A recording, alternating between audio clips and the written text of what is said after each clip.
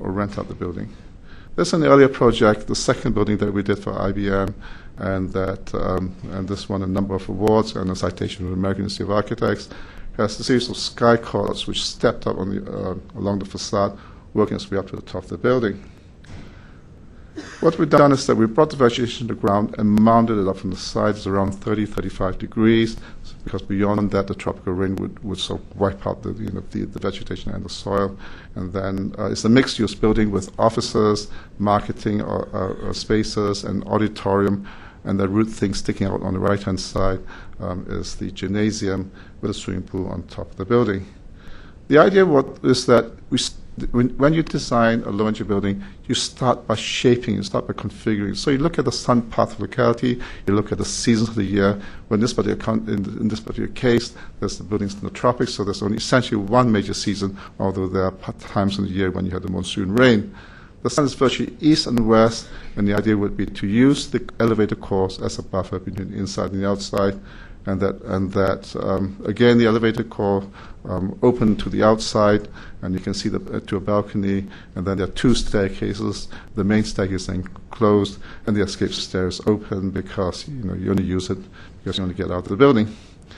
We started designing by using passive mode strategies. Now, passive mode strategies is essentially bioclimatic design, which is design with the climate of the place.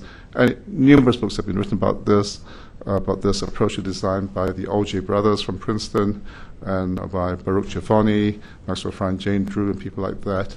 And so passive design or bioclimatic design starts by proper shaping of the building, by proper orientation, facade design, soil control devices, and so forth.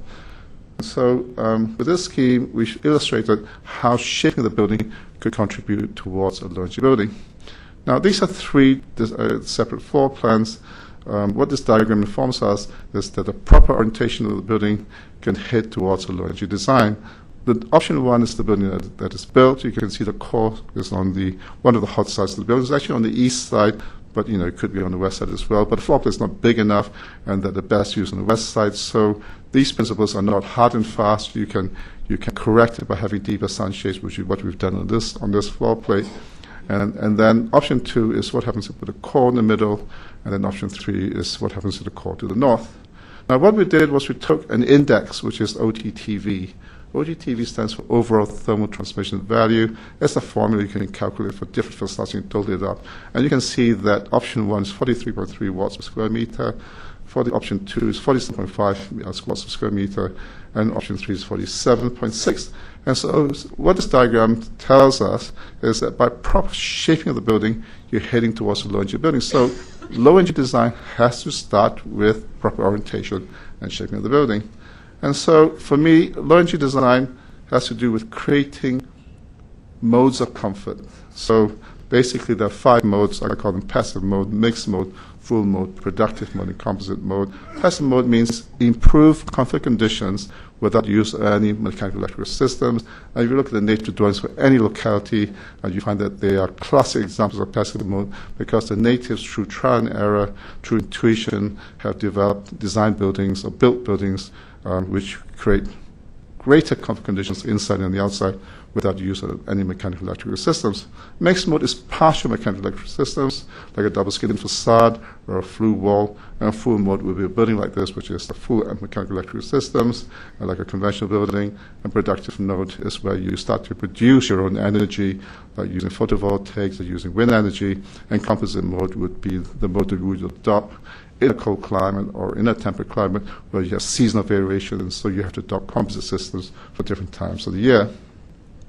This particular project that we have is passive mode, and that my contention that when you design low energy building must start by optimizing all passive mode strategies before you move on to the other modes.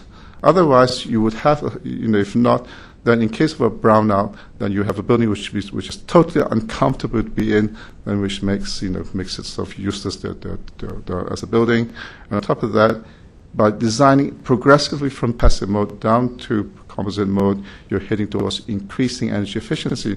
Now, if you don't orientate and shape the building properly, you don't adopt appropriate passive mode strategies, then you start with high energy building. Then anything else you add onto it, it has to mitigate the decisions you made earlier on, which then makes total nonsense of designing a low energy building. Now, graphically, this is what it means. What you have here, for instance, in New York, it's a very cold winter and a hot summer. You have got maybe a couple of weeks in a year, which is totally intolerable, and the dotted line along in this diagram shows the comfort conditions on winter and the summer. Now, passive mode strategies is a solid line, and that shows that by adopting passive mode strategies, you can make it a little bit less cold in winter and a little bit less hot in summer. For instance, without use of any mechanical electric systems, if you, let's say, increase the insulation value of the external wall, then straight away the heat is kept in, and therefore it's cooler in the winter. And then if you increase natural ventilation or have sun shading in the summer without use of any mechanical electric systems, you make it so a little less hot in summer. And then the final dotted line is mixed mode again, which is improved comfort conditions in winter and in summer. Now that solid line that goes right across from one end to the other end is full mode. Now what it means is full mode is consistent temperature and humidity throughout the whole year, and so it's a high energy situation. Now what this diagram informs us is that low energy design is not just the realm of the architect or the engineer, but it's a lifestyle issue. Now, for instance, a full mode building would use anything between 200 to maybe 400 kilowatt hours per square meter per annum. A mixed mode building would be maybe between 80 to 160, and passive mode maybe between 40 to 60 kilowatt hours per square meter per annum. And the Building Research Establishment in the UK recommends that for temperate climate, we should try and achieve a target of 100 kilowatt hours per square meter per annum. So low energy design is a lifestyle issue. So now if you're prepared to wear warmer clothes in winter, then the heating conditions can go down. You run around starkers in summer, then the light air conditioning conditions go down.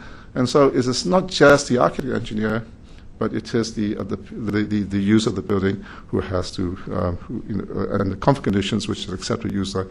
And so it has to do with people before